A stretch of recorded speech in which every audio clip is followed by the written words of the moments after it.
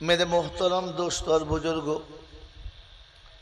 अल्लाह पाके लाख शुक्रिया তিনি আমাদেরকে দীর্ঘদিন উপোস থাকার পর ঈদের আনন্দ উপভোগ করে দীর্ঘ একটা মাস অতিবাহিত করে রাসূলের মেহমান খানার মেহমান হয়ে দুশমনের সঙ্গে দুশমনি করে আর ফেরেশতাদের সাথে বন্ধুত্ব করে জান্নাতের বাগানে কিছু সময় অতিবাহিত করার সুযোগ পেলাম। আর আমি আপনি সুযোগটাকে সৎ ব্যবহার করতে পারলাম, এজন্যে মুক্ত কণ্ঠে কৃতজ্ঞতা স্বীকার করে বলি আলহামদুলিল্লাহ। সত্যি প্রশংসার একমাত্র মালিক হলো আল্লাহ। তিনি ছিলেন, তিনি আছেন, তিনি থাকবেন। বাকি পৃথিবীর কিছু ছিল না আর কিছু থাকবেও না, শুধু তিনিই থাকবেন যিনি ছিলেন। তার কাছেই যেতে হবে, অন্য জায়গায় পালানো সম্ভব না। কারণ আপনি যেখানে পালাবেন সেটাও তার জায়গা, তাই কোনো জায়গায় পালানোও যাবে না, আর তার কাছেই যেতে হবে, কিছু করার থাকবে না। এই ক্ষমতার যিনি একাই মালিক তিনি হলেন আল্লাহ। তার কাছে যাওয়ার পরে দক্ষতা, যোগ্যতা, ডিগ্রি, পজিশন, পরিচয়, মর্যাদা এসবের কোনো দাম নেই। দুনিয়ার মর্যাদায় যদি আখিরাতে কাজে লাগতো তাহলে বেলালে হাবশিকে মসজিদের মুয়াজ্জিন হওয়া সম্ভব হতো না। এদের মতন দোস্তর বুজুর্গ, পৃথিবীর কোনো ডিগ্রি, কোনো যোগ্যতা, কোনো দক্ষতা, কোনো কিছুই কাজে আসবে না। তার কাছে যাওয়ার পরে কোনো বিষয়ের গরম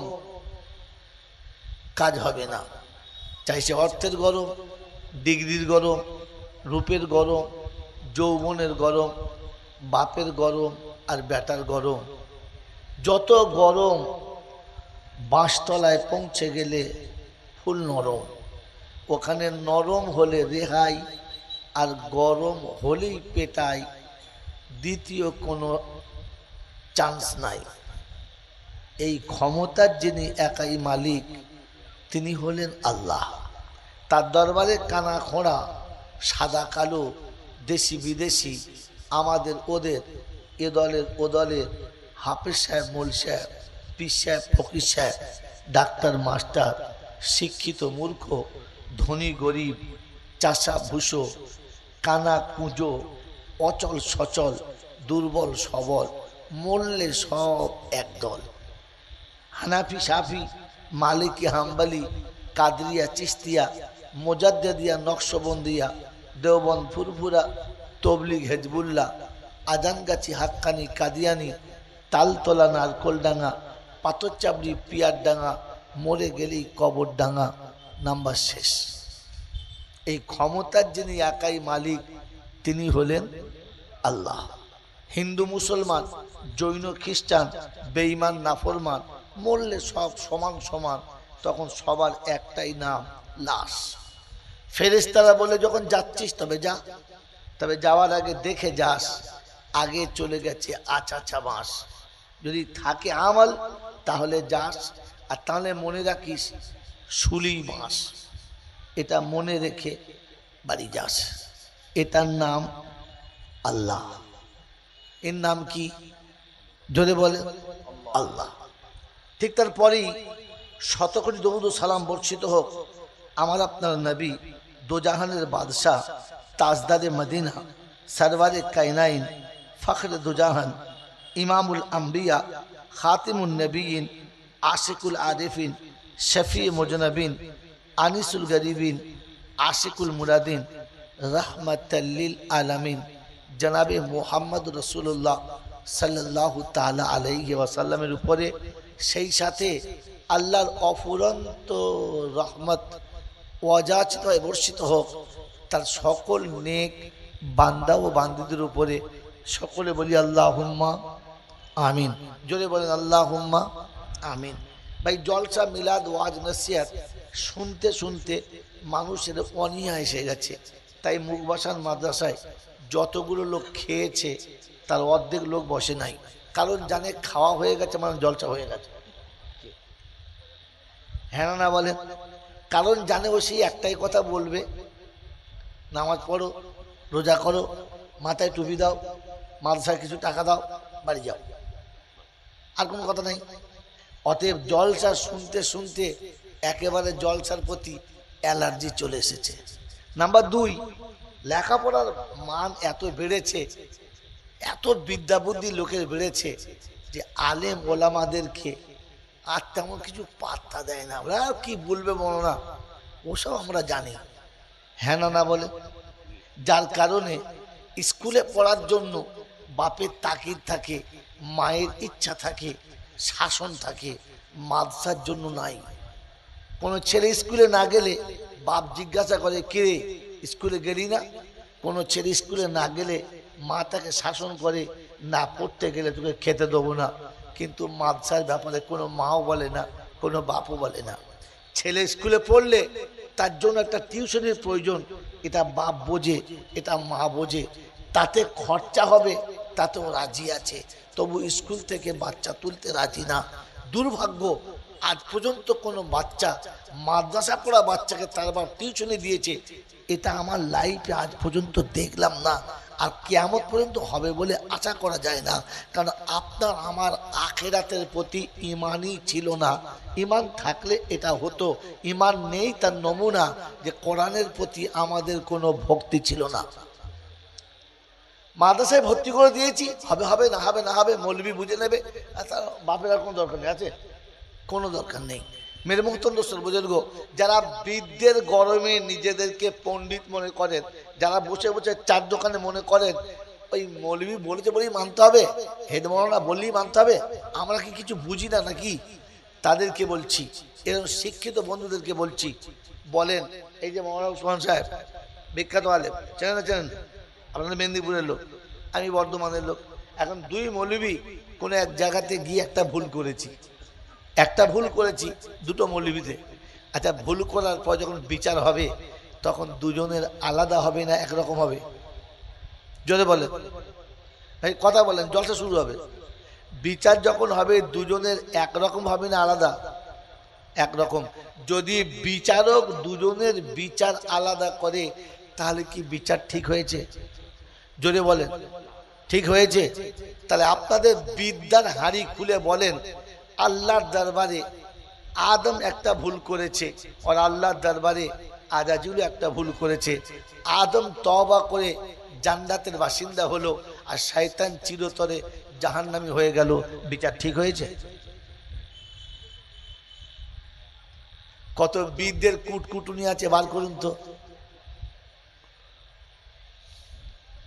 তাহলে বুঝবো আপনি লেখাপড়া শিখেছেন, আর তা নাহলে বুঝবো আপনি যেটুকু শিখেছেন ওটা বিদ্যা নামের একটা ভণ্ডামি। পরের কথা, শিক্ষিত মানে যে ভালো মন্দ বোঝে, হ্যাঁ না? অশিক্ষিত মানে যে ভালো মন্দ বোঝে না। মূর্খ মানে যার ভালো মন্দের জ্ঞান থাকে না, হ্যাঁ না বলেন? অতএব ভালো মন্দ বোঝে যারা শিক্ষিত হলো তারা, চট্টগ্রাম বাবু, চট্টগ্রাম বলেন, ভালো মন্দ বোঝে যারা শিক্ষিত হলো, জোরে বলেন, তারা। আর ভালো মন্দ বোঝে না যারা মূর্খ হলো, জোরে বলেন, তারা। পেশাব যেটা শরীর থেকে বর্জিত জিনিস, শরীর থেকে দূষিত যে পানিটি পেশাবের রাস্তা দিয়ে বার হয়, ওই পেশাবটা ভালো না খারাপ? জোরে বলেন। শুধু মুসলমানদের কাছে না, সবার কাছে? সব জাতির কাছে না মুসলমানদের কাছে? সব জাতির কাছে সব পেচ্ছাপ খারাপ, হ্যাঁ না বলেন? জোরে বলেন। এই পেচ্ছাপটা খারাপ বোঝে না কে? জানোয়ারি। কে বোঝে না বলো? জোরে বলো। জানমারে, জানমার এটার ভালো মন্দ বোঝে না। মেরে মোহতম দোস্তর বুজুর্গ, এই পেচ্ছাপটা নোংরা জিনিস, একটু ধুলো লেগে গেলে ধুয়ে ফেলি, একটু দূষিত কিছু লাগলে ধুয়ে ফেলি, একটু কোনো নোংরা লাগলে কাপড়টা ধুয়ে ফেলি। আমার শরীরে যে পেচ্ছাপ নোংরা জিনিস লেগেছে এটা ধুইতে হবে যারা জানে না, ওর থেকে বড় জানোয়ার পৃথিবীতে কেউ ছিল না। এবারে বুঝে নেন, পেচ্ছাপ করলে ধোয় যারা জ্ঞানী তারা, পেচ্ছাপ করলে ধোয় না যারা সব থেকে বড় জানোয়ার তারা। তোমাদের এখানে কে কে নাম করে গুনে নাও, মুখ বাঁচানো আমার দাও সবাই, কি বলেন জি? এরকম জানোয়ার যদি চার দোকানে বসে বসে বলে, মৌলবীরা যা বলবে তাই শুনতে হবে, তাহলে বুঝতে হবে এটা হচ্ছে শয়তানের ভাষা, জানোয়ারের মুখ দিয়ে বেরিয়েছে, এটা মানুষের ভাষা না। বুঝতে পেরেছেন? জোরে বলে। অতএব যে শিক্ষা শিখলে পেশাব করে পানি নিতে পারে না, ওই শিক্ষা শেখানো মানে আপনি আপনার জন্ম দেওয়ার সন্তানটাকে জানোয়ারের খাতায় তুলে দিয়েছেন, মানুষ করতে চাইলেন না। নিজের দেহ খুলে লোকের সামনে, নিজের দেহ খুলে লোকের সামনে দেখানো, এটা ভালো কাজ না খারাপ কাজ? জোরে বলেন। খারাপ কাজ। এই খারাপটা বোঝে না যারা, সে একমাত্র জানোয়ার তারা। তাই গরু যখন পেচ্ছাপ করে লেজ তুলে গোটা দেহ খুলে দেয়, দেয় না দেয় না? জোরে বলেন, হ্যাঁ না বলেন। ছাগলে যখন পেচ্ছাপ করে লেজটা তুলে গোটা দেহ দেখিয়ে দেয়, কারণ ভালো মন্দ সে বোঝে না। হ্যাঁ না বলেন, জোরে বলেন। মেরে মোহতম দোস্তর বুজুর্গ, নিজের ইজ্জতকে ঢেকে নেয় যারা, মানুষ হলো তারা। নিজের ইজ্জতকে ঢেকে নেয় যারা, শিক্ষিত আর জ্ঞানী হলো তারা। নিজের দেহ খুলে লোককে দেখায় যারা, সব থেকে বড় মূর্খ হলো। জোরে বলেন। মেরে মোহতম দোস্তর বুজুর্গ, এই মাদ্রাসায় যে দুধের বাচ্চাগুলো একটু একটু পড়ে না, তাদের যখন পেচ্ছাপ লাগে তারা পেচ্ছাপ করে, কিন্তু ছুটে গিয়ে পেচ্ছাপখানাতে করে কিংবা কোনো আড়াল জায়গাতে করে এবং শরীরটা ধুয়ে নেয়। হ্যাঁ না বলেন, কি বলেন? হ্যাঁ না? আর আপনার কলেজের 22 বছরের ছোঁড়া, যার তলাতে এত ঘাস হয়েছে যে খুললে মনে হয় 4টে গরু খেয়ে শেষ করতে পারবে না, ওরকম ঘাসের আড়ত খুলে রাস্তায় পেচ্ছাপ করে যারা, এর থেকে বড় মূর্খ আর কারা?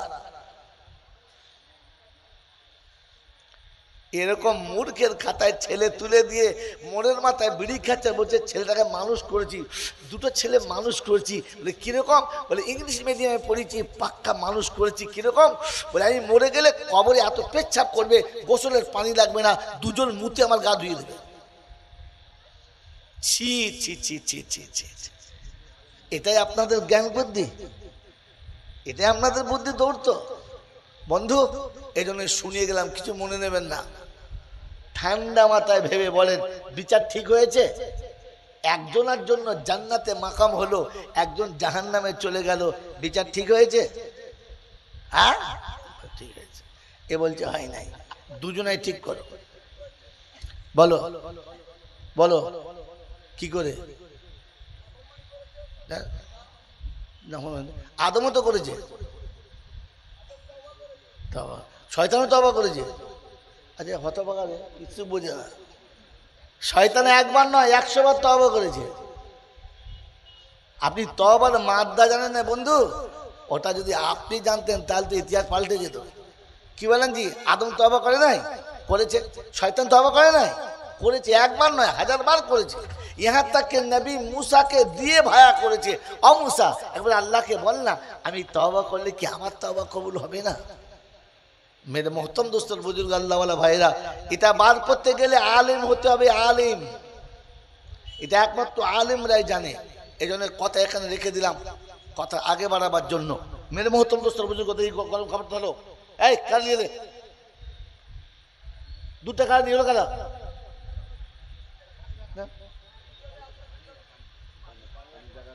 এখানকার মাদ্রাসার স্টাফগুলো কোথায় গেল? কোথায়? তার জলসা দিয়ে পালাবার কিছু কাজ ছিল। আরে এটা নিয়ে এলি কি করতো? পানি খাওয়ার জন্য তো ধার না।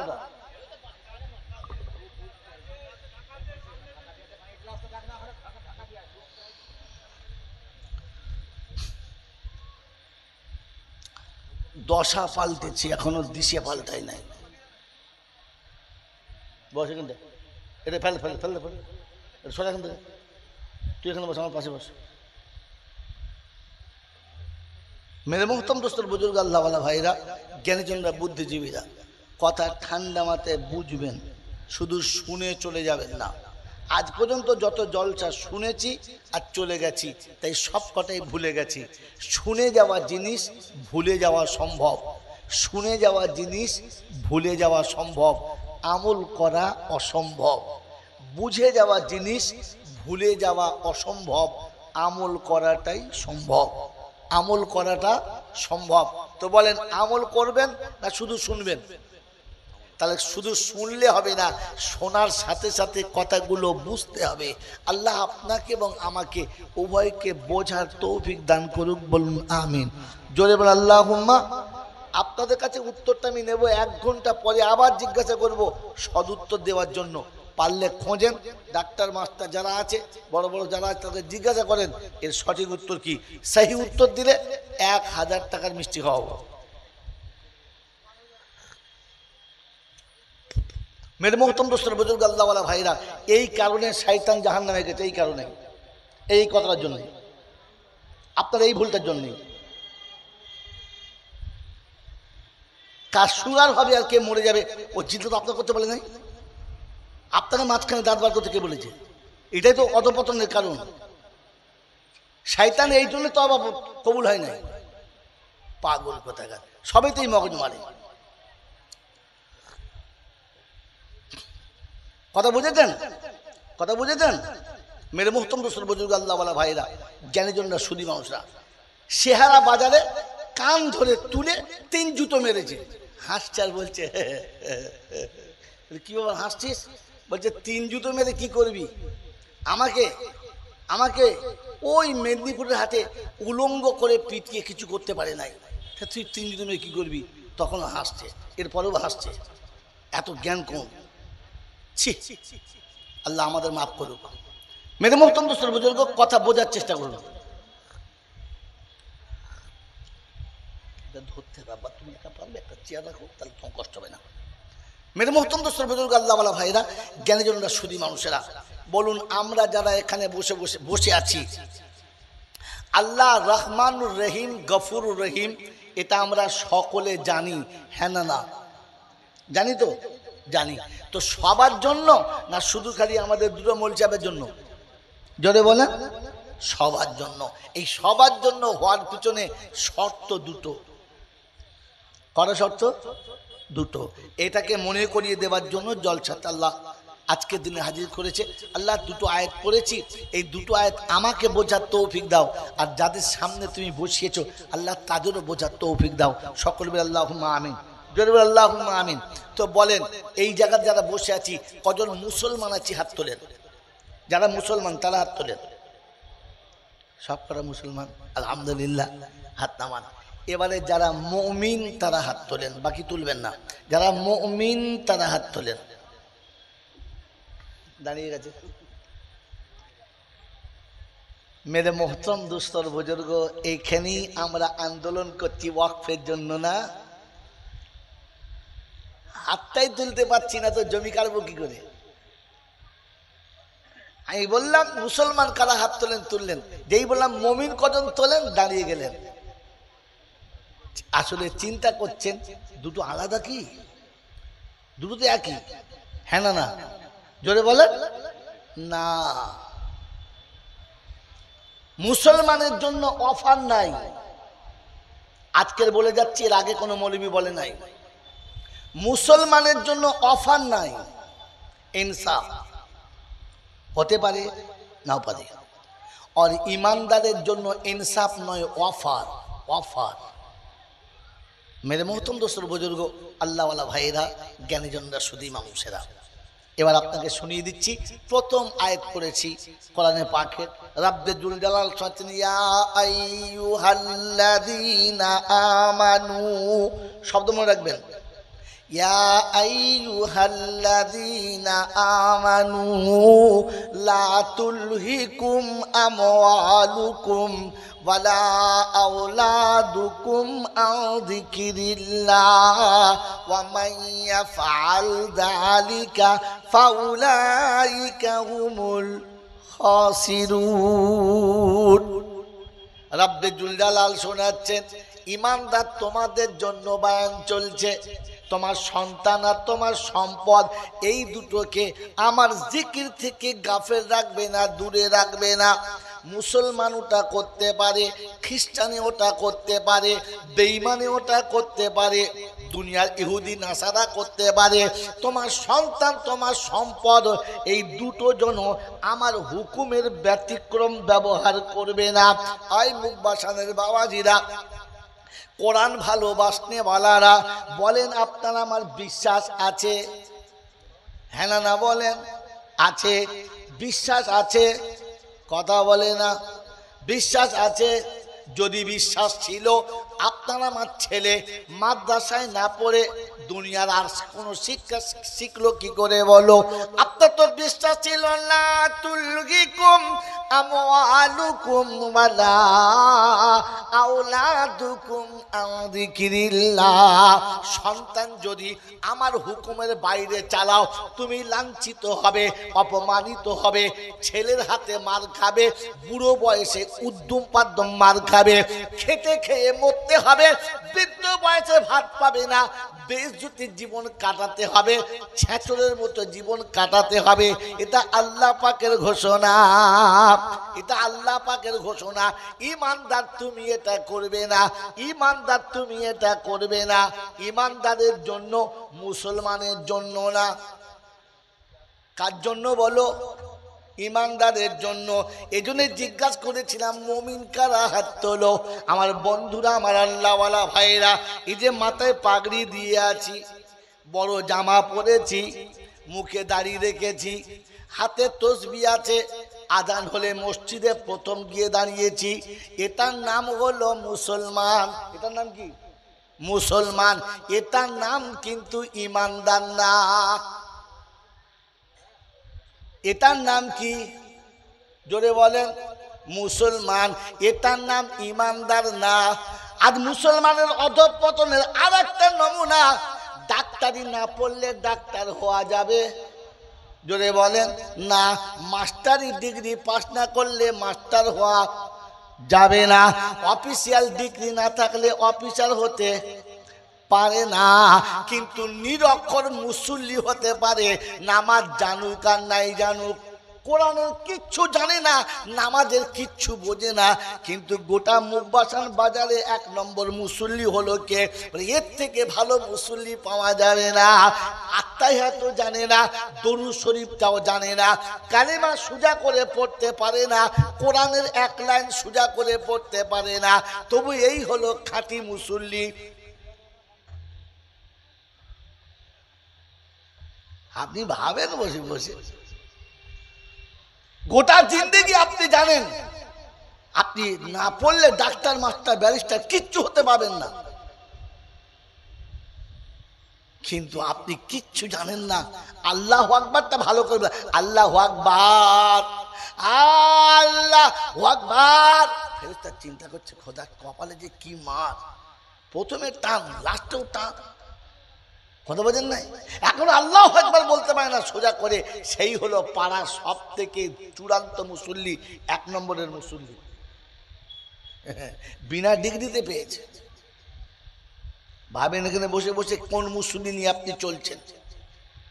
এজন্য ঈমানদারের জন্য, মুসলমানের জন্য না। কথা বোঝেন কি বোঝেন না? ঈমানদারের নমুনা, কারণ ইসলাম দেখানো যায়, ঈমান দেখানো যায় না।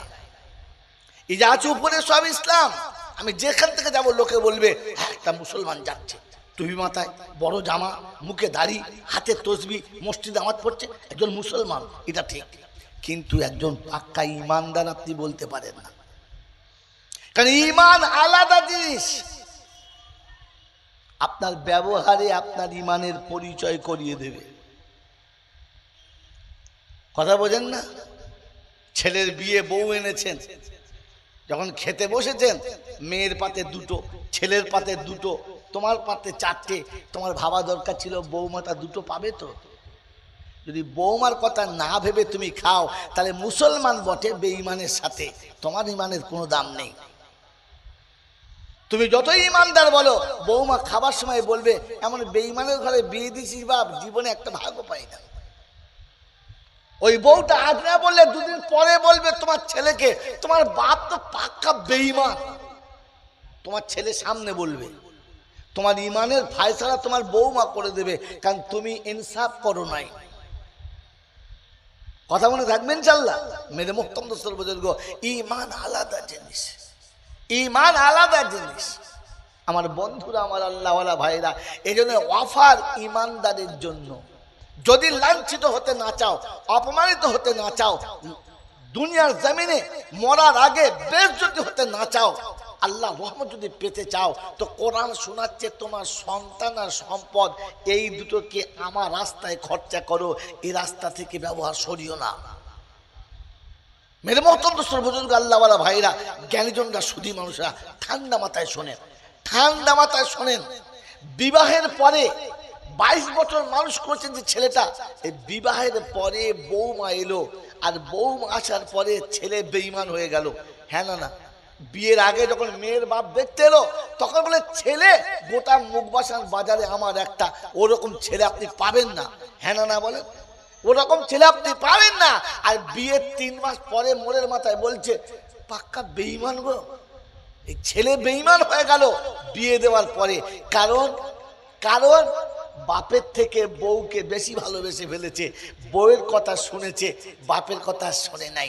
বন্ধু, আপনি ঠান্ডা মাথায় ভাবেন, আপনার ছেলে যদি বিবির কথা শুনে, তাহলে আপনি বাপ যদি বেঈমান বলতে পারেন, কারণ আপনি তাকে 22 বছর খাইয়ে পরিয়ে বড় করেছেন।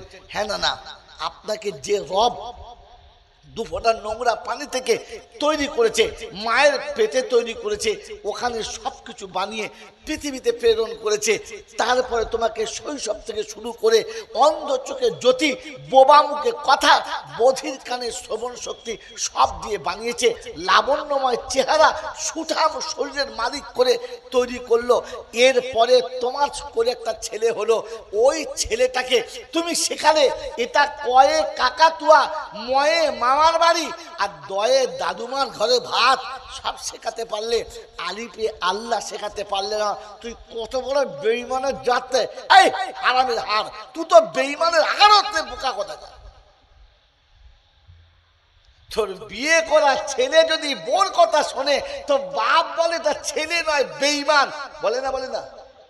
তো তোকে যে আল্লাহ তৈরি করেছে, তোর বেটাকে যে আল্লাহ তৈরি করেছে, ওই সন্তান তোর কোলে দিয়ে আল্লাহ পাক মায়ের বুকে দুধ দিয়েছে, তোর বুকে ভালোবাসা দিয়েছে, তোর চোখে তার স্নেহ মমতা দিয়েছে। ওই ছেলে তিল তিল করে বড় হলো, সেখানে এটা তোর মামা হয়, এটা তোর বাপের বোনাই হয়, এটা তোর বাপের ভাইরা ভাই হয়, তোর খালু হয়, তোর খালা স্বামী হয়, সব শেখালি। একবার শেখালি না যেটা তোর আসলে নবী হয়, এটা ফেরেশতা, এটা জাহান্নাম, এটা আমার আল্লাহর ঘর। পরিচয় করিয়েছ? তুমি কি পায়খানার আড়তে বসে বসে বলছে আতরে সেন নাই? কোথায় বসে বসে? জোরে বলেন। একে কি আতরের শিশির দিয়ে বোঝাতে হবে না হাল পাচন দিয়ে বোঝাতে হবে? একে কাঁচা কঞ্চি করে পায়খানা ঘর থেকে পিটিয়ে প্রথম বার করতে হবে, পায়ে এনে পুকুরে ডুবাতে হবে, ও ডুবিয়ে নাক থেকে পায়খানার গন্ধ দূর করতে হবে, তারপরে আতর দিলে মধু বলে খেয়ে নেবে। মেরে মুহতারাম দোস্তর বুজুর্গ, আল্লাহওয়ালা ভাইরা, কিছু মনে করবেন না। হ্যাঁ, খালি বদনাম করছি তো। তবে শোনেন, আপনাকে বলে দিচ্ছি, অফার ইমানদারের জন্য। অফার কাদের জন্য? জোরে বলেন। ইমানদারের জন্য। কারণ আল্লাহ পাক শোনাচ্ছেন। এবার আপনাকে দুটো কথা শিখিয়ে দিই আজকে। আল্লাহ, তুমি আমাকে বুঝিয়ে দাও, আমি তোমার বান্দাকে বলে দিয়ে পালিয়ে যাই। পৃথিবীতে এমন একটা অন্যায় আছে, যে অন্যায়টা পৃথিবীর কেউ ভালোবাসে না। অন্যায়টার নাম কি? পৃথিবীতে একটা অন্যায়, একটা অপরাধ আছে যেটা পৃথিবীর কেউ ভালোবাসে না। অপরাধটার নাম কি জানেন না? জানেন না? ওই অপরাধটা জানেন কিন্তু আপনি সেন্টেন্সে লাগাতে পারেন নাই। ওই অপরাধটার নাম হলো মিথ্যা বলা। হ্যাঁ, চুরি করেন, আপনার দলে এক দল আছে, আপনার বিপক্ষে এক দল। যা কাজ করবেন নোংরা করুন, আপনার দলে এক দল আছে, কিন্তু মিথ্যুকের দলে কেউ নাই। কারণ মিথ্যা হলো সকল পাপের মা। এই জন্য মিথ্যার সাথে কেউ সাথ দেয়, জোরে বলেন না। আল্লাহ আপনাকে আমাকে মিথ্যা থেকে বাঁচার তৌফিক দান করুক, বলুন আমিন। জোরে বলেন আল্লাহুম্মা। বলেন আমি আর আপনি ভেবে বলি এই মিথ্যার দলে আমার নামটা পড়ে কি পড়ে না? বন্ধু, বুড়ো বয়সে দাড়ি পেকে গেছে, মাথায় টুপি দিয়ে বড় জামা পরে সবার সামনে মুসল্লি সেজে আছি, লোকে মুসল্লি বলে, আর কোনো ঝামেলা লেগেছে ছুটে গিয়ে বলছে বাবা ঝগড়া করিস না বাপ, দুনিয়া কদিনের বল, আজ আছি কাল নেই, ঝগড়া করিস না। কথাটা সত্য না মিথ্যা? জোরে বলে, কথা বলে না। কথাটা সত্য না মিথ্যা? সত্য, কিন্তু যে বলেছে ও সত্য বলেছে না মিথ্যা? আপনি বয়ানটা শুনেছেন কিন্তু বোঝেন নাই বন্ধু, বোঝেন নাই। এটার জন্য আমি কথা ব্যাক করলাম। এই কথাটা 100% সত্য, কিন্তু যে বলেছে সেই লোকটা সত্য বলেছে কিনা বলে নাই, বলে নাই। বন্ধু, আমার বন্ধু রিয়াজ ভাই, তার একমাত্র কন্যা বিয়ে ঠিক হয়েছে, সুন্দর সুশ্রী, তার জন্য বিয়ের পাত্র দেখতে হবে। খুঁজে খুঁজে পাত্র পাওয়া গেল, কোথায়? বলে ওই টাপুরিয়ায়। ঠিক আছে, এবার দেখতে যেতে হবে। দেখতে চলে গেছে। কে গেছে? রিয়াজ ভাই নিজে গেছে, রিয়াজ ভাই ছোট ভাই গেছে, ছোট শালা গেছে, আর দুটো বন্ধু গেছে, সবাই গেছে। সবাই যখন দেখতে গেছে, দেখে যখন ফিরে এসেছে, তখন আমার বুবু জিজ্ঞাসা করছে, আরে দেওরকে জিজ্ঞাসা করছে ছোট ভাইকে, কিরকম দেখলি? তো বলছে বুবু তুমি কথা বলবে না, চুপ করো, কথা বলো না। তো চিন্তা করছে তোদের কি ঘুষ টুস দিল নাকি? আমি মেয়ের মা, কথা বলবো না মানে? কথা বলবো না মানে বল না কিরকম দেখলো, চুপ করো। মেয়ে ছেলে বেশি কথা বলতে নাই। তো দেখছে দেওর তো এরকম বলতেই পারে, নিজের ছোট ভাইটাকে ডেকে জিজ্ঞাসা করছে, হ্যাঁ কচি কিরকম দেখলি? বলছে বুবু তোমার মেয়ে তকদির নিয়ে জন্মেছে, তুমি আর কথা বলো না। এই কথাগুলো যখন বলছে, মেয়ে কিন্তু দেয়ালের আড়াল থেকে শুনছে যে মামা আর মা কি বলে, আমি একবার শুনি। বলছে এত খুলে বল না, কি বলতে চাচ্ছিস? ওদের বাড়ি ঘর কেমন? বলছে বুবু শুনবি তবে শোন, ওদের বাড়ির পেচ্ছাপখানাটা তোদের বাড়ির শোয়ার ঘরের থেকেও ভালো। মেয়ে শুনে খুব কাঁদবে তো নাকি? হ্যাঁ, কাঁদবে না হাসবে? হাসবে যে যার বাড়ি বিয়ে হচ্ছে ওদের ঘরের পায়খানা ঘরটা আমাদের ঘরের শোয়ার ঘরের থেকেও ভালো। খুশি। তো রিয়াজ ভাইকে জিজ্ঞাসা করছে, হ্যাঁ গো বিয়াই কেমন? বলছে কথা বলে চুপ করে দিলে। বলছে তোমাদের কি হয়েছে বলো, তুমি যাবো চুপ করো। বলছে ওরে শোন, তোর রিয়াজকে মুখ বাঁচানোর কজন চেনে? সবাই চেনে? বলে না। বলে তোর যে হব বেয়াই তাকে গোটা মেদিনীপুরের বাড়ির বউরাও চেনে। তাই বলছে নাম বললি লোকে লাফিয়ে উঠছে। আচ্ছা, এই কথা শুনলে মেয়ে খুশি না নারাজ? খুশি। এরপরে জিজ্ঞেস করছে তা সব হলো তো ভালো, বাড়ি ভালো, বিয়াই ভালো, তো যে ছেলের সঙ্গে জামাই করবো ছেলেটা কেমন? লেখাপড়া শিখেছে? বলে তোর মায়ের কর্তা পড়েছে? বলে আমার মেয়ের বিয়ে পাস। বলে ফাটা বাঁশ। বলে কেন? বলে আমার যে জামাই ইংরেজিতে ডবল MA 2বার পাস, 3বার ইঞ্জিনিয়ারিং দিয়েছে, ইকোনমিক্সের প্রফেসর। তোর মেয়ে তো তার সামনে বেকার। বলে হ্যাঁ তা বটে, বেকার। আচ্ছা, এই খবর যখন শুনছে মেয়ে খুশি না নারাজ? জোরে বলে। কি এত সুন্দর ডিগ্রিও না জামাই আমার, এত চাকরি করে, 1 লাখ টাকা বেতন, খুশি না নারাজ? খুশিতে বাগে বাগ। বিয়ের দিন ঠিক হলো, মাদ্রাসার মৌলবীরা বিয়ে পড়িয়ে দিলে। বিয়ের যখন বর এসেছে, পাড়ার লোক ছুটে যাচ্ছে আর বলছে সত্যি করছি জামাই একটা গোটা মুখ বাসের জামাই আছে নাই, হাইট যেমন সাইড তেমন, কালার তেমন, সব সুন্দর, সব সুন্দর, এর থেকে ভালো ছেলে হয় না রে। মেয়ে বিয়ের দিনে বিয়েতে কবুলের হ্যাঁ বলবে না, ছেলে দেখবে খালি চিন্তা করছে দেখবো কখন। সবাই নাম করছে, হ্যাঁ না বলে। বন্ধু বিয়ে শাদী হয়ে গেল, এবারে বিদায় হবে, ছেলের বাপ এসে মেয়ের বাপের হাত ধরে বলছে, ভাই কিছু মনে করো না, একটা কথা বলবো। বলে কি? বলে মেয়ের জ্বলন থেকে তুমি বেঁচে গেছো? বললে হ্যাঁ। ছেলের জ্বলন থেকে আমি বেঁচে গেছি? বললে হ্যাঁ। তাহলে একটা কথা, আমরা দুবে একটা কথা বলছি। বলে কি? বলে আমার বাড়ির পজিশন একটু অসুবিধা আছে, তাই মেয়েটাকে 2 মাস পরে নিয়ে যাব। ক মাস পরে? 2 মাস পরে। তো রিয়াজ ভাই বলে আচ্ছা ঠিক আছে, অসুবিধা কি আছে? বলে অলিমাটা 2 মাস পরে করব। 2 মাস পরে অলিমা করবে। রোজার আগে বিয়ে হয়েছে, এখন পর্যন্ত 2 মাস হয়েই গেছে। এখন জলসার দিন সন্ধ্যেবেলা ফোন করেছে, তুলবি তো? রিয়াজ ভাইয়ের মেয়েই তুলেছে। কি বুঝলেন? হ্যালো, সালাম আলাইকুম। ওয়ালাইকুম সালাম। বলছে কে মা? বললে হ্যাঁ। কেমন আছিস মা? বললে ভালো। বলছে মা, এই ঈদের সময় যে জামাটা দিয়েছিল পছন্দ? দারুণ পছন্দ। বলছে মা, অনেকদিন তোকে দেখি নাই, মনটা খারাপ করছে, তাই তোকে বলছি তোর বাপকে বলে দিবি, তোর মাকে বলে দিবি যে আগামী সোমবারের দিনে দুপুরবেলা তোমার শ্বশুর মশাই তোমাকে আনতে যাবে, খবরটা দেবে। এই খবরটা মেয়ের কাছে শোনানোর পর মেয়ে তার আব্বাকে আর মাকে বলেছে। কি বলেন জি? খুশি না নারাজ? খুশি যে মেয়ে যাবে। আত্মীয়দের ডেকেছে, আমার মেয়ে যাবে, সবাইকে ডেকেছে, মেয়ে যাবে। মা খুশি, আব্বা খুশি, বন্ধু বান্ধব সবাই খুশি।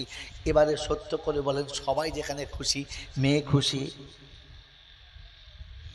না?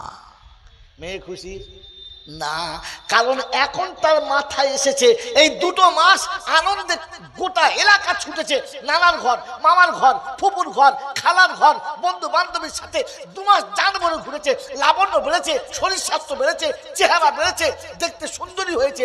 কিন্তু যখনই শুনেছে যে আগামী সোমবারের দিন চলে যেতে হবে, তখন মনটা অটোমেটিক ভেঙে গেছে। চেহারায় একটা উদাসীনতা।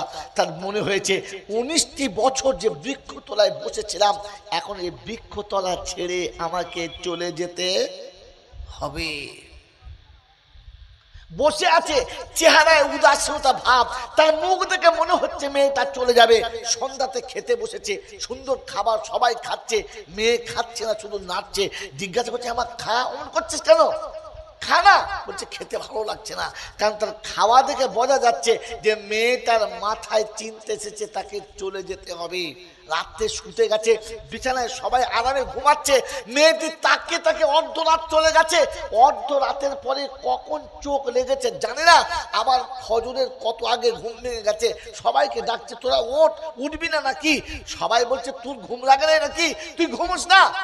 তার শোয়া, তার ঘুমোনো থেকে বোঝা গেছে যে মেয়েটা চলে যাবে। বন্ধুরে, যে মেয়েটা জানে তার স্বামী ভালো, শ্বশুর ভালো, শ্বশুর বাড়ি ভালো, সব ভালো, এর পরে 2 মাস পরে যখন যাবার কথা মনে হয়েছে, তখন তার মনে হয়েছে আমাকে চলে যেতে হবে। তার মুখ দেখলে বোঝা যায় মেয়েটা চলে যাবে, তার খাওয়া দেখলে বোঝা যায় মেয়েটা চলে যাবে, তার রাতের শোয়া দেখলে বোঝা যায় যে মেয়েটা চলে যাবে।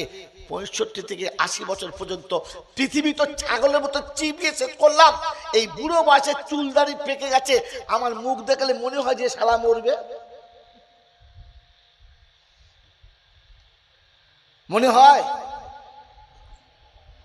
লোকে তো ভালো তো কায়দা করে বললুম, দুনিয়া কদিনের বাবা, আজাচিকাল থাকবে না। আর তোর থেকে মনে হয় তুই থাকবি না? ও এখন খেতে বসলে এমন খায় যে সাপে অতটা খায় না। ও শুনে এমন ঘুমায়, টেনে লুঙ্গি খুলে দিলে ঘুম ভাঙে না। আমার যদি মনে হতো আমাকে চলে যেতে হবে, বিছানায় শুলে ঘুম আসতো না বন্ধু, চোখে পানি আসতো।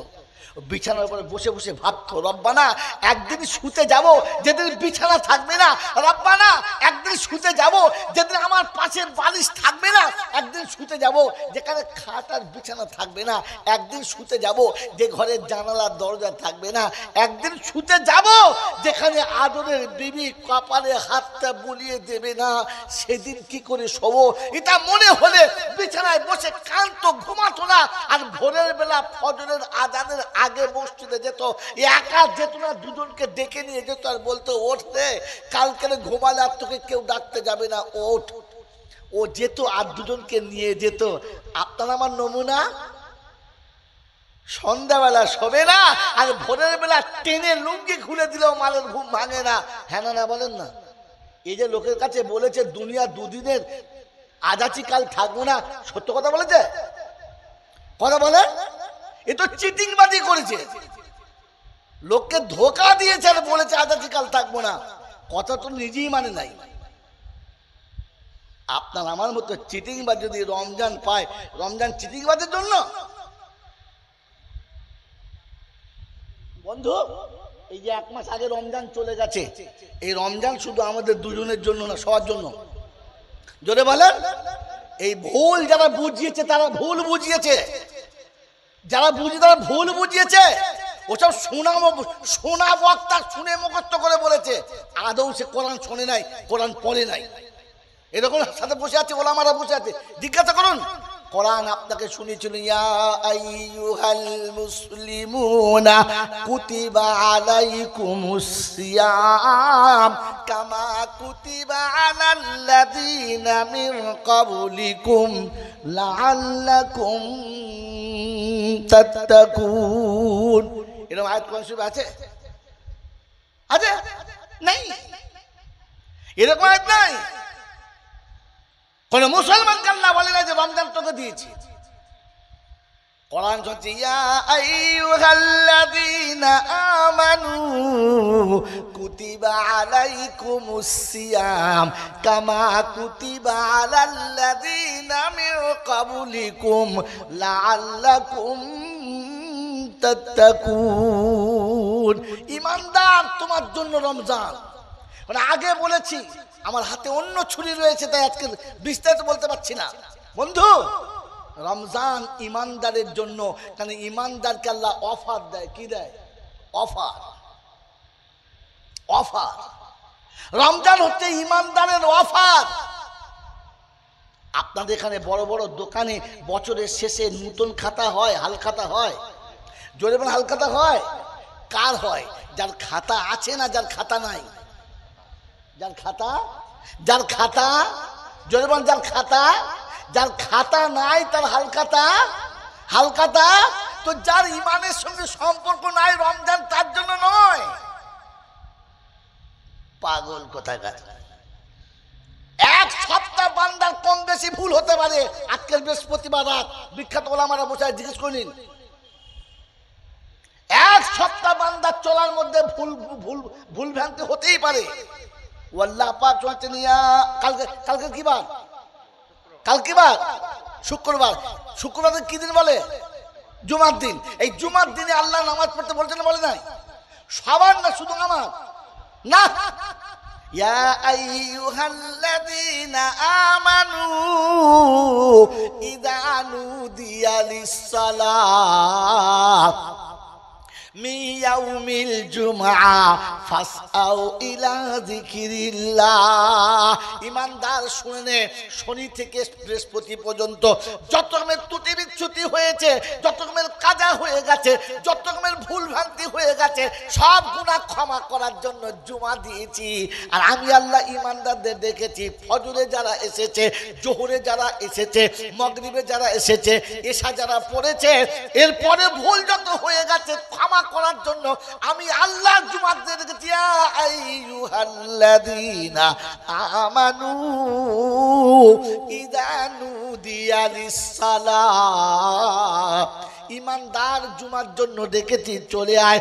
ফাসআউ ইলা যিকিরিল্লাহ ওয়া যারুল বাইআ যালিকুম খায়রুল লাকুম ইন কুনতুম তা'লামুন। এটাই ভালো, মনে রাখ। ঈমানদার চলে আয়, দাঁড়াবি না তো দাঁড়াবি না, চলে আয়, আমি আল্লাহ ব্যবস্থা করব। আমার বন্ধুরা, আমার আল্লাহওয়ালা ভাইয়েরা, 5 ওয়াক্তের নামাজ যারা পড়ে না, জুমার নামাজে আমার আল্লাহ তাদের ডাকে না। বেনামাজি হলো জাহান্নামী, ওর জাহান্নামে ঠিকানা। আর জাহান্নামীকে জুমার দিনে ডাকে না। মনে থাকবে ইনশাআল্লাহ। আল্লাহ তো জুমার দিনে ঈমানদারদের ডেকেছিল। পাক্কা ঈমানদার হলো তারা সুদের ব্যবসা করে। কথা বলো, সুদের ব্যবসা করে যারা, আমি করি না, বউরা। সুদের ব্যবসা কারা করে? বাড়ির বউরা। এই মুসলমানের ছানা, বউকে দিয়ে সুদের ব্যবসা করে যারা, দায়ুস হলো তারা। রাসূল বলা দায়ুস লা ইয়াদখুলুল জান্নাহ, দায়ুস কোনোদিন জান্নাতে যাবে না। জুমার নামাজে তোর আসতে হবে না, তুই তো জাহান্নামী, জাহান্নাম তো ঠিকানা। মসজিদে আসার আগে বউকে সুদের টাকা ছাড়া তুই তওবা করে তবে আসবি, তা না হলে তোর জন্য না। তোর আশা হবে, বচা হবে, বদলা তোর হবে না। কারণ ইমানদারের জন্য জুমার নামাজ, অন্য কারোর জন্য না। আল্লাহ শুনিয়ে দিয়েছে ফাস আউ ইলা যিকরিল্লাহ, সঙ্গে সঙ্গে চলে আয়, সঙ্গে সঙ্গে চলে আয়, আমি আল্লাহ তোকে ক্ষমা করব। বললে হুজুর নমুনা, কোরআন বলছে ইমানদারের পাপের খাতায় আমি নামটা রাখবো না। সবার পাপের খাতায় নাম থাকবে, ইমানদারের পাপের খাতায় নাম থাকবে না। তাই কোরআনেরই ঘোষণা, ওয়াল্লাযীনা আমানু والذين آمنوا وهاجروا وجاهدوا في سبيل الله والذين آووا ونصروا أولئك هم المؤمنون حقا لهم مغفرة। আমি ক্ষমা করে দেব ইমানদারকে। আমি ডাকলে ছুটে আসবে, যত বাধা থাকবে সরিয়ে দেবে। এতিম মিসকিনকে একটু কাছে নেবে, দুটো দান করবে। সারা সপ্তাহ না দিলেও জুমার দিনও 2 টাকা মানুষ দান করে, কয়টা করে না? হ্যাঁ, বাইরে ফকিরের হাতে না দিলেও মসজিদের কোটোতেও 2 টাকা দেয়, দেয় না? দেয় না? ওয়াল্লাযীনা আওয়াউ ওয়া নাসারু, আল্লাহ চাচ্ছে কোনোভাবে জড়িয়ে নিতে ইমানদারকে। কাকে? জোরে বলেন, ইমানদারকে। অতএব যদি বদলা নিতে চাই, আল্লাহ শোনাচ্ছে ইমানদারকে পাপের খাতায় রাখবো না। সারা সপ্তাহ গুনাহ মাফ হলো না, আল্লাহ নবী শোনাচ্ছে, আল্লাহ শোনাচ্ছে ওয়ালা সাউফা ইউতিকা রাব্বুকা ফাতারদা, আমি খুশি করব। আল্লাহ বলছে, আল্লাহ নবী বলছে আমি খুশি হব না। আল্লাহ পাকের কাছে বলছে আমি খুশি হব না। বলে কারণ, বলে আমার উম্মত যতক্ষণ জাহান্নাম থেকে বাঁচবে না আমি নবী ততক্ষণ খুশি, জোরে বলেন, হব না। তো আল্লাহ বলছে আমি বাঁচাবো, কথা দিচ্ছি শোন, আমি বাঁচাবো। বলুন সুবহানাল্লাহ। ও আল্লাহ কি করে বাঁচাবে বলো? বলে যদি সারা সপ্তাহের গুনাহ জুমার দিনে মাপ না হয়, হাল খাতাতে সেরে দেবো। বলে হাল খাতা মানে? হাল খাতা মানে? বলে আমি 11 মাস আমার তরফ থেকে তোকে দেবো, আর 1টা মাস আমার কাছে রাখবো। ওই রমজান মাসে হাল খাতা করবো। বলে কিরকম? বলে ফরজ পড়লে নফল দেবো, নফল পড়লে ফরজ দেবো, একটা দিনে 70টা দেবো। আমি আল্লাহ পাক হাল খাতা খুলেছি। ওই বাবাজিরা আমার শোনাচ্ছেন বন্ধু, সারা বছর ফকিরকে ভিক দাও না, সারা রমজান মাসে 4 টাকা মাদ্রাসায় দিয়ে দাঁতাসে দিচ্ছ। খোদা বলছে মাথাটা ফাঁকে বার কর, পিটিয়ে ঠিক করবো। মাথা গুটো, তোর মাথা গুটো। খচ্চর কোথাকার, গোটা জীবনে কোনোদিন ফকির মিসকিনকে 10 টাকা দেয় না। রমজান মাসে বলছে বিশ্ব দাতা, চলো 10 টাকা 10 টাকা 10 টাকা 10 টাকা। ফেরেশতা বলছে নামটা লেখ, নাম লেখ, 10 টাকা আমি দেবো, নাম লেখ। গোটা বছরে যার খাতা, রমজানে তার হাল খাতা। মনে থাকবে ইনশাআল্লাহ। সারা বছর যে দোকানে খেয়েছে খাতা, বছরের শেষে তার হাল খাতা।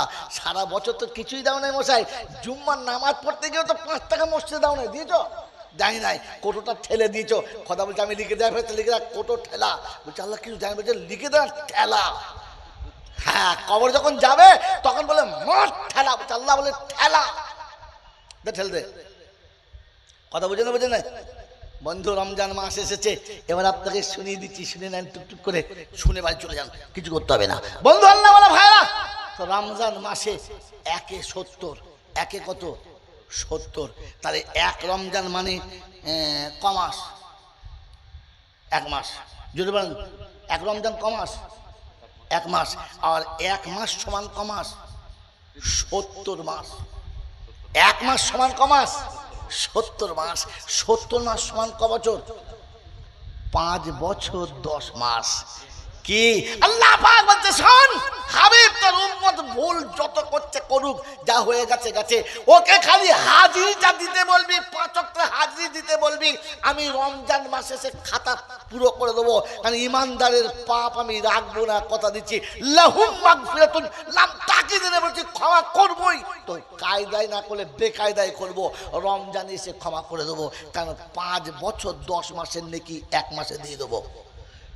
আল্লাহ পাকের নবী বলছে আল্লাহ যদি তাতে না হয়, এমনও তো হতে পারে, তাতেও না হয় তো বললে শোন আর একটা চান্স দেবো। বলে কি? ওই রমজান মাসে একটা রাত দেবো, ওই রাতটা হলো আলফে সাহার, লাইলাতুল আলফে সাহার। কমাস? 1000 মাস। 1000 মাস সমান ক বছর? 84 বছর। কি বলেন? জোরে বলেন। 84 বছর, জোরে বলেন। 4 মাস। আর আগে ছিল ক মাস? 5 বছর, 10 মাস। কত হলো? চিন্তা করছে, হিসাব করে নেই তো। হ্যাঁ, ওটা 84 বছর নয়, 83 বছর 4 মাস। আর এদিকে ছিল 5 বছর, কি যেটা বলে 10 মাস। মোট হলো 89 বছর 2 মাস। আর এই 80 বছর বয়সে যদি মরে যাস, যা মরে যাস, কবর যদি মান রব্বু কবলে দাঁড়া, খাতা রাখ। 80 বছরে 80 বাদ দিয়ে দে, এখনো 9 বছর 2 মাসের পাবো, ওটা দে, কেটে বড়। ফেরেশতা চিন্তা করছে কবরে ঢুকেই ভুল করে ফেলছি। হিসাব নিবি কি তুই? আমি তো 89 বছর 2 মাসের নেকি এনেছি, জীবন তো বেঁচেছি মাত্র 80 বছর। 80 বাদ দে, বাকিটা দে, বাকিটা দে। তো আল্লাহ পাক বলছে হাবিব তোর উম্মতকে বাঁচাবো কি করে? কি করে? আমার করুণায়। এখনো বাকি আছে একটা, কি বলেন তো? এখন একটা অফার বাকি আছে। অঙ্ক জানেন না? জানেন না? অঙ্ক জানেন কি জানেন না? অঙ্কে একটা সূত্র থাকে, ওই সূত্র জানলে সব অঙ্ক বার হয়ে যায়। এখানে আমি খায়ের শব্দ বাদ দেখেছি, ওটা ছিল খাইরুম মিন আলফি শাহর। এই খায়ের তরজমা আজ আর করবো না। এটা যদি আল্লাহ বাঁচিয়ে রাখে তো টাপুরিয়ায় করবো, কারণ তাহলে আজকে জলসা কভার করা যাবে না। বন্ধুরা আমার, আল্লাহ আমার ভাইরা, যদি আল্লাহ বাঁচায় তো সেদিন শোনাবো, শোনা ইচ্ছে থাকলে সেদিন যাবেন। আজকের বলে গেলাম এই পর্যন্ত। আলফি শাহর, খায়ের বাদ দেখে চলে গেলাম। বন্ধু আমার, আল্লাহ আমার ভাইরা, জ্ঞানজনরা সুদী মানুষরা, আল্লাহ পাক সচ্ছে মাফ করে দেবো, কিন্তু শর্ত হচ্ছে ওকে আমার সামনে আসতে হবে, নামাজে দাঁড়াতে হবে। সব আমলের উপরের আমল কে? নামাজ। সব থেকে বড় আমল কি? নামাজ। কিয়ামতের প্রথম হিসাব কিসের হবে? নামাজের। বলেন তো নামাজের ব্যাপারটা এত কঠিন কেন? নামাজ আল্লাহ আরশে দিল কেন? কিছু জানেন না, খালি জলসা শুনে চলে যান। বন্ধু, এই পৃথিবীতে নামাজ আসার আগে মানুষ শিরক বেদাতে পুরো ডুবেছিল। কেউ গাছকে খোদা বলতো, কেউ পাথরকে খোদা বলতো, কেউ আগুনকে খোদা বলতো, কেউ পানিকে খোদা বলতো। শত শিরকে মানুষ ডুবেছিল। এই শিরক থেকে পরিষ্কার করে আল্লাহ পাক বলেন আমি নামাজ দিয়েছি। এজন্য নামাজ যার সাথে আছে জান্নাতে সে যাবে, আর নামাজ যার সাথে নেই জাহান্নামী তাকে হতেই হবে। কারণ আমি আল্লাহ সব গুনাহ ক্ষমা করলেও শিরকের গুনাহ ক্ষমা করব? জোরে বলেন, করব না। এইটাই দুনিয়ার নমুনা, আল্লাহর না। এটা দুনিয়ার নমুনা। এই নমুনাটা শুনিয়ে দিই, যদি শোনানোর ইচ্ছা ছিল না শুনিয়ে দিচ্ছি। একটা নারী জীবনে তার দেহ খুলে কাউকে দেখায় না, দেখায় না, কেউ দেখতে চাইলেও দেখায় না, নিজের জান দেয় তবু ইজ্জত হারায় না। কিন্তু যখন কাউকে স্বামী বলে সম্বোধন করে দেয় তখন গোটা দেহটা তাকে খুলে দেখিয়ে দেয়। দেখাতে লজ্জা করে না, বরং আনন্দের সঙ্গে দেখায়। হ্যাঁ না? না জোরে বলেন, হ্যাঁ না? না। তার হাসিতে হাসে, তার কান্নায় কাঁদে, তার খুশিতে খুশি, তার দুঃখেতে দুঃখী, তার সাথে গোটা জীবন কাটায়। রাতের সাথী, দিনের সাথী, ভালো সাথী, মন্দের সাথী, বুড়ো বেলার সাথী আর জোয়ান বেলার সাথী তার বিবি। হ্যাঁ না? বলেন, জোরে বলেন, হ্যাঁ না? কিন্তু যে স্বামীকে এক মুহূর্ত নারাজ করতে চায় না, ওই স্বামী যদি ভুল করে মনের আনন্দে কোনো পরনারীর পাশে বসে একটু গলায় হাত দিয়ে কথা বলে, বিবি মেনে নেবে? নেবে? রব্বে জুল জালাল বলে তোমাকে অন্য নারীর গলা ধরে বসলে তোমার বিবি যদি মেনে না নেয়, তুমি আমার মতো রব পাওয়ার পরে অন্য কাউকে রব বলে স্বীকার করলে আমিও তোমাকে মেনে নিতে পারলাম? জোরে বলেন, পারলাম না। তাই অনুরোধ আপনাদের কাছে, কথা বোঝার চেষ্টা করবেন, শুধু শুনে চলে যাবেন না। কারণ বেনামাজি মানে পাক্কা জাহান্নামী, ওকে আর জান্নাতে দেওয়া যাবে? জোরে বলেন, যাবে? না। এই জন্য শুনে দিচ্ছি বন্ধু, যদি জীবনে শান্তি পেতে চান, আনন্দ পেতে চান, মরার পরে কবরে সুখে থাকতে চান, তাহলে ইমানদার হয়ে যান, ইমান সাথে নিয়ে যান। ইমান ছাড়া ভেতরে শান্তির কোনো রাস্তা পাওয়া যাবে? জোরে বলেন যাবে না। এই জন্য আপনাদের শুনিয়ে রাখছি, এই কথাগুলো নবী বলতেন, সাহাবীরা কথা বুঝতেন। নবী বলতেন, সাহাবীরা বুঝতেন। আমরা বলি, আপনারা বুঝেন না, বুঝতে চান না। সাহাবী বুঝতেন, তাই নবীর কথা শুনে যুবক যৌবনকালে বিবি ফেলে যুদ্ধে চলে যেতেন। আপনাদের কাছে ওলামারা বলার পরে ফজরের নামাজ পড়তে আসতে পারেন না, কারণ কথা শুনেছেন, কথাটা বোঝেন না। আল্লাহ আমাদের বোঝার তৌফিক দান করুক, বলুন আমিন। তাই শেষ আপনাদেরকে কথা শোনাতে বাধ্য হচ্ছি। আল্লাহর নবী সাল্লাল্লাহু তাআলা আলাইহি ওয়াসাল্লাম মদিনার মসজিদে বয়ান চলছে। ভাই নোট এখান থেকে করবেন, পিছনেটা নোট ভুলে গেলে এখান থেকে নোট করবেন। আল্লাহর নবী মদিনার মসজিদে বসে উম্মতকে নিয়ে কথা বলছেন মুহাব্বতের সঙ্গে। আমার আল্লাহওয়ালা ভাইয়েরা, জ্ঞানীজনরা, সুধী মানুষা, এক যুবক ছুটতে ছুটতে চলে এলো, এসে নবীর মাঝে মজলিসের এক কিনারায় চুপচাপ বসে গেলেন, কিচ্ছু বললেন না। মজলিস শেষ হলো, সবাই চলে গেল, মজলিস ফাঁকা হয়ে গেল। কাছে রাসূলের এলেন, এসে বললেন, আসসালামু আলাইকুম ইয়া রাসূলুল্লাহ, ইয়া হাবিবাল্লাহ। বললে, ওয়ালাইকুম আসসালাম। বলো। বলছে, আল্লাহর হাবিব, আমি যুবক, যৌবন পূর্ণ হয়ে গেছে, যে কোনো সময় আমার ভুল হতে পারে, তাই অনুরোধ আপনার কাছে, একটা বিবাহযোগ্য পাত্রী দেখে দিন, আমাকে বিয়ের ব্যবস্থা করে দিন। আল্লাহর নবী সাল্লাল্লাহু আলাইহি ওয়াসাল্লাম বললেন, কেন তোমাকে কেউ বিয়ে করতে রাজি হচ্ছে না? তুমি কোথাও পয়গাম দাও নাই, কারোর কাছে বিয়ের প্রস্তাব দাও নাই? বললেন, ইয়া রাসূলুল্লাহ, ইয়া হাবিবাল্লাহ, দিয়েছি, কিন্তু কেউ রাজি না, আমার কেউ বিয়ে করতে চাইছে না। আমার বন্ধু, আমার আল্লাহওয়ালা ভাইরা, আল্লাহর নবী ছোট্ট একটা কাগজ একটু চিরকুট লিখলেন আর দিয়ে বললেন, এটা নিয়ে উসমানের বাড়িতে চলে যাও, আমার সাহাবী উসমানের বাড়িতে চলে যাও। ওই সাহাবী উসমানের বাড়িতে চলে গেলেন চিঠিটা নিয়ে, দরজার কাছে গিয়ে বললেন, আসসালামু আলাইকুম ওয়া রাহমাতুল্লাহি ওয়া বারাকাতুহু ইয়া সাহিবাল বাইত। ভাই, বাড়িওয়ালা কেউ আছো? ওয়ালাইকুম আসসালাম। কাইফা হালুকা ইয়া আখি, কেমন আছেন ভাই, কি খবর বলেন? বললে, হাজা খাতুন নবী, এটুকু আল্লাহ নবী চিঠি দিয়েছে। যেমনি আওয়াজ গেছে চিঠিটা নবী দিয়েছে, তো সঙ্গে সঙ্গে ভদ্র মহিলারা, বাড়ির মহিলারা পর্দার আড়ালে দরজার পাশে দাঁড়িয়েছে। নবীর চিঠি কি লেখা আছে শুনতে হবে। ভদ্রলোক বাড়ির সামনে এলেন, চিঠিটা হাতে দিলেন, চিঠিটা খুলে পড়লেন, আর পড়ার পরে বললেন, বন্ধু তুমি মসজিদে চলো, আমি যাচ্ছি। তুমি মসজিদে চলো, আমি এক্ষুনি আসছি।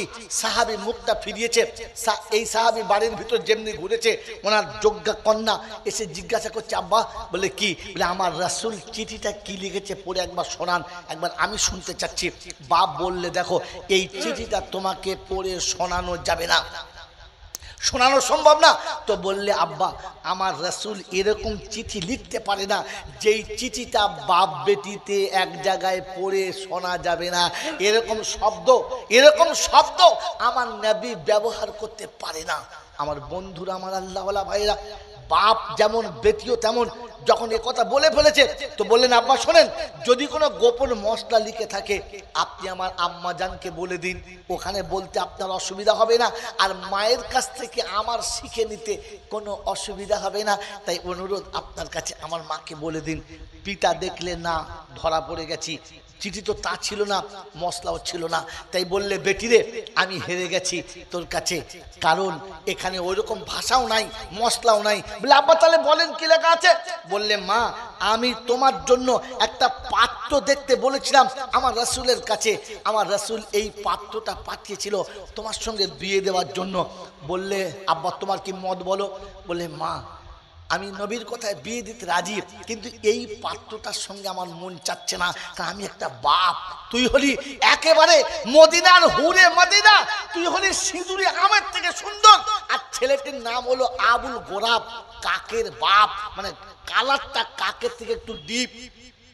আমি বাপ হয়ে এইরকম ছেলের হাতে মেয়েটা কি করে দিই বল? বলে, বাপ তাহলে তোমার পছন্দ না? বললে, না। তো মেয়ে বেটি বাপকে শোনাচ্ছে, আব্বা বাপের কথা অমান্য করলে গুনাহে কবিরা হবে, তবে নবীর কথা অস্বীকার করলে ঈমান চলে যাবে। তাই আপনার মতো বাপের কথা মেনে নিতে পারলাম না, আমি নবীর কথা মেনে নিলাম। আপনার চয়েস করা পাত্র ভুল হতে পারে, কিন্তু আমার রাসূলের চয়েস করা পাত্রটা ভুল হতে পারে না। তাই আব্বা, আপনি আপনার বন্ধুকে ডাকুন, বিয়ের জন্য বলুন। আপনি যদি না ডাকেন তাহলে আমি কিন্তু পর্দার সঙ্গে আওয়াজ দিতে বাধ্য হব, কারণ রাসূলের দরবার পর্যন্ত ওকে ফিরে যেতে দেবো না। তাই বাপ দেখলে হেরে গেছি, বেটি যখন তৈরি, তো সাহাবী ডেকে বললেন, বাবু শোনো, কাছে এসো।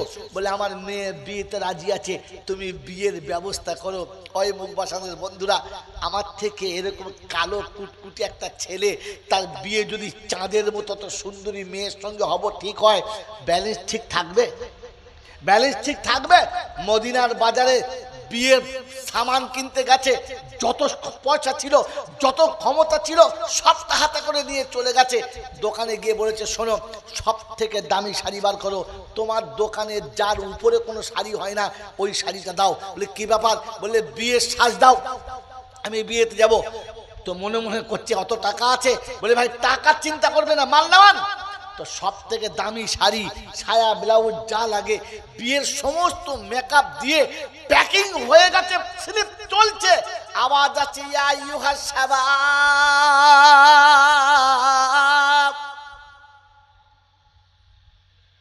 আজ যুবকেরা কে কোথায় আছো, তৈয়ার হয়ে যাও। ইসলামের প্রদীপ ডুবু ডুবু অবস্থা, রাসূল ডাক দিয়েছে যুদ্ধের জন্য, আর বিরত থাকা যাবে না, তাড়াতাড়ি তৈরি হয়ে যাও। আওয়াজ কানে কানে যেমনি এসেছে, সাহাবী খামোশ হয়ে গেলেন আর বললেন, বন্ধু একটা ভুল হয়ে গেছে। বললে কি? কি দিতে বাকি আছে বলেন, সেটা দিয়ে দিচ্ছি। বলছেন না, আপনাকে দিতে হবে না, একটু চেঞ্জ করতে হবে। বলে কিরকম? বললে শোনো, এই প্যাকিং করা মালটাকে আপনি রেখে দেন, আপনার দোকানের সব থেকে দামি তরবারিটা আমাকে দেন। একটু আগে যে সুন্দর শাড়ি দিচ্ছিল, এখন শাড়ি পাল্টে তরবারি দিয়েছে, কারণ নবীর কথা সাহাবী বুঝে গেছে। বন্ধুরা, তরবারি হলো, বলে দামি লোহার পোশাকটা দেন, নিলেন। মাথায় টোপর দেন, নিলেন। তারপরে যুদ্ধের সব সামান নেওয়ার পরে বললেন, বাজারের সব থেকে দামি ঘোড়াটা একবার দেন। সব থেকে দামি ঘোড়া, দামি তরবারি, দামি পোশাক, টোপর নিয়ে যুদ্ধের ময়দান চলে গেছে। আর গিয়ে মনে মনে করছে, আমাকে দেখলে রাসূল চিনতে পারবে, আমাকে যুদ্ধে হয়তো শরীক হতে দেবে না। তাই নিজের মুখের উপরে একটা কাপড় দিয়ে ঢাকা দিয়ে নিলেন, যত চেহারাটা রাসূল দেখে চিনতে না পারে। দুশমনের উপরে এমন হামলা করলো, তারিখ নকল করছে, মনে হচ্ছে যেন কলার বাগানকে যেমনি করে তুলে নিয়ে আসছে হাতিতে, ওই রকম ধুনে দিয়ে আসছে, দুশমনকে কিনারায় লাগিয়েছে, ইসলামের বিজয়ী পতাকা উড়ে গেছে। আর সাহাবী শাহাদাত বরণ করে দুনিয়া ছেড়ে চলে গেছে। বন্ধুরা, যুদ্ধ শেষ, ইসলামী পতাকা উড়েছে, সাহাবীদের লাশ জানাজা চলছে, সব লাশের জানাজা হলো। আবুল গোরাবের জানাজার লাশ যখন এসেছে, তখন রাসূলের চেহারাটা পুরো পাল্টে গেছে, একেবারে বিগড়ে গেছে। প্যারা নবী সাল্লাল্লাহু আলাইহি ওয়াসাল্লাম জানাজা নিজে পড়েছেন, আর কবরে নেমে আবুল গোরাবকে কবরে শুইয়ে দিচ্ছেন। যখন আবুল গোরাবের লাশটা কবরে শোয়াচ্ছে, প্রত্যেকটি সাহাবী আফসোস করেছে যে আল্লাহ, আবুল গোরাবের লাশের জায়গায় আমার লাশটা হতো, তাহলে আমি বড় ভাগ্যবান হতাম। রাসূল কোলে করে শোয়াচ্ছে, কিন্তু শুয়ে যখন মুখ তুলেছে, রাসূলের চোখ দিয়ে গড়গড় করে পানি আসছে। সাহাবীরা অবাক হয়ে গেলেন, আশ্চর্য হয়ে গেলেন, রাসূলের চোখে পানি, কিন্তু কিচ্ছু বললেন না, চুপচাপ রয়েছেন। সাহাবীকে শুইয়ে দিয়ে রাসূল উপরে এসে ঢাকতে শুরু করলেন, মাটি দিয়ে ঢাকতে শুরু করলেন।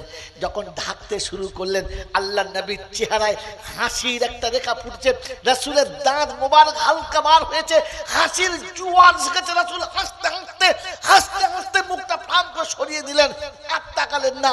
সাহাবীরা আবার অবাক হলেন যে রাসূলের চোখে পানি ছিল, ওই রাসূলের মুখে হাসিও এলো, মুখটা আবার ফিরিয়ে নিল। ব্যাপারটা বুঝতে পারলাম না। দাফনের পরে কাজ শেষ করে মদিনার মসজিদে এসে বসেছে। আল্লাহর নবী সাল্লাল্লাহু আলাইহি ওয়াসাল্লাম যখন বসেছেন, সাহাবীরা চারিদিকে ঘিরে গেছে আর জিজ্ঞাসা করছে, ইয়া রাসূলুল্লাহ, ইয়া হাবিবাল্লাহ, বেয়াদবি হলে মাফ করবেন, একটা কথা জানতে চাইছিলাম। বললে কি? বলে আবুল গোরাবের লাশ যখন কবরে রাখছিলেন, আমরা প্রত্যেকে আফসোস করছিলাম, চোখে পানি ছিল, বুকে ব্যথা ছিল। ওগো খোদা, এই আবুল গোরাবের লাশের জায়গায় যদি আমার লাশটা হতো আমি ভাগ্যবান হতাম। কিন্তু আপনি উঠলেন চোখ ভরা পানি নিয়ে, কাঁদার কারণটা বুঝতে পারি। কেন কাঁদলেন? আপনি বলেছেন ইন্নাল মাইয়িতা ইউআযিবু বিবুকাই আহলিহি, আত্মীয় স্বজনের কাঁদার কারণে কষ্ট দেওয়া হয়। আপনার চোখে পানি ছিল, আপনি কাঁদছিলেন। আল্লাহ নবী বললেন আত্মনাদ নিষেধ, চোখের পানি ফেলা নিষেধ না। আর পানি ফেলার কারণটা শুনে নাও। কাল সকালে যুবক এসেছিল আমার কাছে বুক ভরা ভালোবাসা নিয়ে, ইয়া রাসূলুল্লাহ আমাকে বিয়ের একটা পাত্রী দেখে দিন। আমি তাকে উসমানের বাড়ি পাঠিয়েছিলাম, পিতা রাজি ছিল না, কন্যা রাজি হলো। যুদ্ধের পোশাক কিনতে আমি বলি নাই, ওকে গিয়েছিল বিয়ের পোশাক কিনতে। আমার ডাক কানে পড়েছে, তাই বিয়ের পোশাক ফেলে যুদ্ধের পোশাক কিনে চলে এসেছে। আমি ওকে যুদ্ধে যেতে বলি নাই, যুদ্ধে যাওয়ার কথা ছিল না। আজ সকালে ফজরের পরে ওই মেয়েটি গোসল করে নব সাজে সজ্জিত হয়ে অপেক্ষা করে বসে আছে। রাসূল আমার বিয়ে পড়াবে, সাথীর বিয়ের জন্য আসবে। আমি কাকে নিয়ে তার সামনে যাব? আমি কাকে তার সামনে দাঁড় করিয়ে বলবো এই দেখো তোমার সাথী এনেছি? ওই মাসুমের কথা মনে পড়েছে আর তাকে কেঁদেছে আর বলেছে আবুল গোরাব রে, যুদ্ধের তোকে তো আমি আসতে বলি নাই, তুই কেন এসেছিলিস? বললেন ইয়া রাসূলুল্লাহ ইয়া হাবিবাল্লাহ, দুঃখটা তো বুঝতে পারলাম কিন্তু হাসিটা বুঝতে পারলাম না। আল্লাহর পেয়ারা নবী সাল্লাল্লাহু আলাইহি ওয়াসাল্লাম বলেন যখন আমি লাশ কবরে রাখছিলাম আসমানে আমার আল্লাহ আওয়াজ দিয়েছে, হাবিব আবুল গোরাব পৃথিবীতে হুরে মদিনা ছেড়ে তোমার মোহাব্বতে শাহাদাত বরণ করেছে, তাই কবরে আমি আল্লাহ হুরে জান্নাত পাঠাচ্ছি। হুরে মদিনা ছেড়েছে, হুরে জান্নাত পাঠাচ্ছি। একটা হুরে মদিনা ছেড়েছে, আমি 70টা হুরে জান্নাত পাঠাচ্ছি। এরা গিয়ে আবুল গোরাবের সেবা করবে, আপনার কোনো দুঃখ হবে না, আপনার সাথীর কোনো কষ্ট হবে না। ওই 70টা হুর আল্লাহর কাছে থেকে আবুল গোরাবের কবরে আসার জন্য যখন প্রতিযোগিতা করছিল আমি খুশিতে বাগে বাগ ছিলাম। কিন্তু এক হুর আরেক হুরের আঁচল ধরে যখন টেনেছে তার গায়ের কাপড়টা সরে গেছে। আমি রাসূল চেহারাটা ফিরিয়ে নিতে বাধ্য হয়ে গেছি, তা না হলে ফিরিয়ে নিতাম না। সাহাবীরা আত্মনাদ করে উঠলেন, আল্লাহ যদি আবুল গোরাবের জায়গায় লাশটা আমার হতো তা আমি বড় ভাগ্যবান হতাম। এই মুখ বসানোর বন্ধুরা, আমার আল্লাহওয়ালা ভাইরা, জ্ঞানীজনরা, সুধী মানুষরা, পেয়ারা নবী সাল্লাল্লাহু আলাইহি ওয়াসাল্লামের মুহাব্বতে একটা হুর পৃথিবীতে ছেড়েছে। 70টা হুরের ফয়সালা আমার আল্লাহ জান্নাত থেকে পৃথিবীর জমিনে করেছে। আমি আর আপনি ওই নবীর সুন্নাত আদায় করার জন্য সেদিন নবীর একটা সুন্নাত চিন্তা করতে পৃথিবীর একটা হুর ত্যাগ করেছে, জান্নাতের হুর ব্যবস্থা করেছে। আল্লাহ পাকের পেয়ারা নবী বলেন যে কিয়ামত পর্যন্ত সুন্নাত থাকবে, এই সুন্নাত থাকবে, এই সুন্নাত কখনো যাবে না। উম্মতকে বলেছি যদি সুন্নতের সঙ্গে আসো আমি রাসূল সাথে থাকবো। আমার বন্ধু, আমার আল্লাহওয়ালা ভাইরা, আবুল গোরাব নিজের জান দিতে পেরেছে। আপনাকে জান দিতে হবে না, আপনাকে জান দিতে হবে না, আপনাকে দুনিয়া ছাড়তে হবে না, আপনাকে রক্তাক্ত হতে হবে না। একটু ঘাম ঝরিয়ে আমার নবীর সুন্নতকে জিন্দা করে নবীকে খুশি করার জন্য তৈরি হব ইনশাআল্লাহ, তৈরি হবে ইনশাআল্লাহ।